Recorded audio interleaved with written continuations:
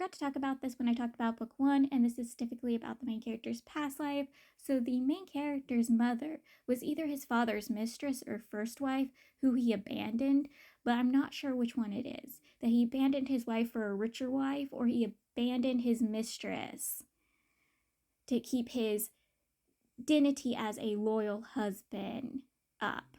But I don't know which one it was. But his mother was abandoned and she was stuck raising two children, and one of these children is disabled. So she had a hard life raising these two boys. And she ended up offing herself with sleeping pills while she was in bed with her sons. So the main character wakes up to his dead mother covered in her own puke. Like, it was horrible. Then his father finally comes for the main character, but does not come for his other son. And he abandons his other son because he did not want to raise a disabled child. And the main character had no choice but to go with him. And years later, he got revenge on his father for his mother. And once he got revenge on his father, he turned around to go get his brother. And at this point, his brother despised him, hated him. So this was the dude that was telling the main character to go die. Yes, that was his brother, not his father. I wasn't sure if it was his brother or father, but we get confirmed it was his brother. The male lead soldiers, they try to do something horrible and vile to the main character's sister. So they entered the palace without orders. They were supposed to stay outside of the palace, but they wanted to go in and steal some stuff. And they come across the main character's sister, and one of them wants to do something vile to her.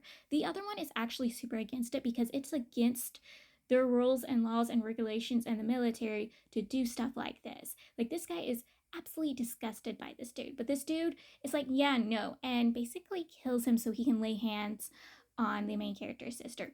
Luckily, the sister-in-law arrives and saves the sister from the hands of this vile man. Honestly, I do not understand why this was added to the story. It had no substance. It was not needed. Like, I was absolutely terrified for the sister. Like, she was about to off herself, but then remembered the promise she made to her brother and stopped herself while she was terrified of what was going to happen to her. And luckily her wife had came to her rescue, but I felt like it was not needed. When the sister-in-law is trying to get the sister out of there, they come across the male lead, and obviously the sister-in-law is wary about what the male lead is going to do, because again, she snuck all the way from her country to here to save the sister-in-law and the main character from the male lead and the male lead's army. So she's absolutely wary and anxious. Luckily, he just lets them go and even tells them, hey, I have nothing against you for what you did to this soldier. He did what was against our laws and regulations, and I'm absolutely disgusted with him. Go off, take her to her safety. Just like how his sister was traumatized, the main character's traumatized.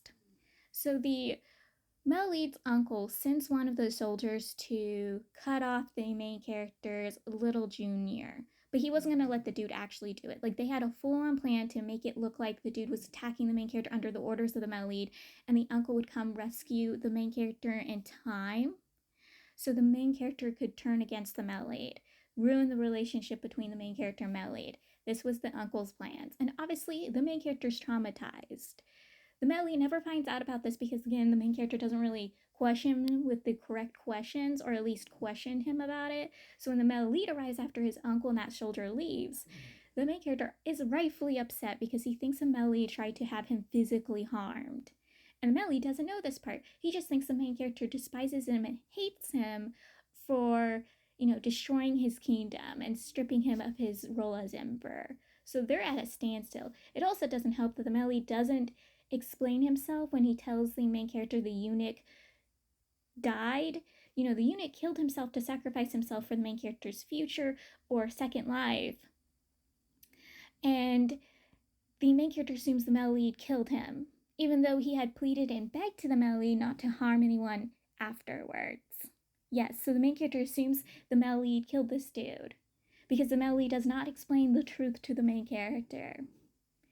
And also, the main character thinks there's a romance going on between his sister and the male lead, and the male lead does not explain to the main character that the sister was taken off by the sister-in-law. He does not explain that part to the main character. So again, the main character thinks his sister is also being kept imprisoned and is doing the whole love and hate thing with the male lead. Like, it is a full miscommunication mess. Like, it is a mess. The ex-personal guard and his husband, they come to the main character's rescue and get him out of the palace. There they meet up with main character's sister and sister-in-law, and this is when the main character finds out that they're not romancing the male lead, they're romancing each other. And obviously, he gets a mental breakdown over this because, again, in the book, they're both technically with the male lead, one dying over her hatred and love for the male lead, supposedly, and the other one marrying the male lead. But again, the main character's rethinking the book and realizing maybe there was signs that he didn't notice before, or fans never noticed before, that there wasn't actually any romance between the two with the male lead. Like, he's thinking things through and literally cursing out the writer. But he gives the two of them his blessing. He's like, yeah, you guys can be together because, again, my sister doesn't end up dead and she gets to have a happy ever after. And that the sister-in-law actually marries someone she loved and not married because of status and protection and relationships between two countries. Yeah, that. So yes, he's rooting for it. So they have to sneak out of the imperial capital, and they're letting people sneak out if they want to leave. Except the issue is that the main character is obviously known. His looks are known, so they have to sneak him out in a disguise.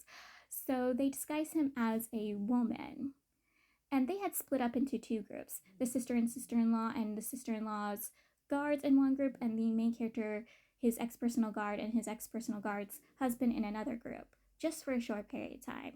The sister-in-law and sister, their group gets out of the capital, but the main character, his ex-personal guard, and his ex-personal guard's husband, their group is stopped. At first they were allowed to go out, but then they're stopped and made to be questioned.